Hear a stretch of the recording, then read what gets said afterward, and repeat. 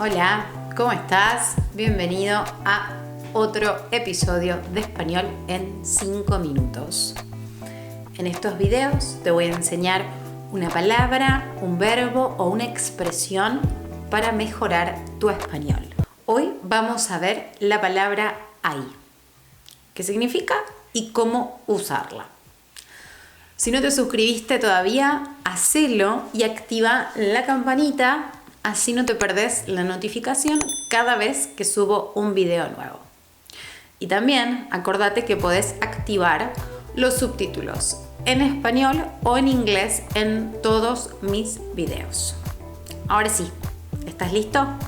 Vamos. La palabra hay es la forma impersonal del verbo haber.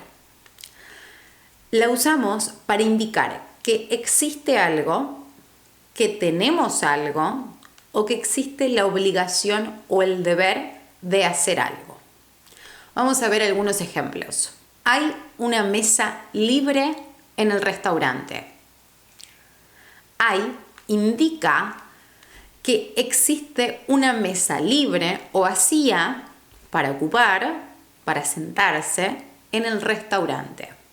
Hay que llegar temprano al aeropuerto.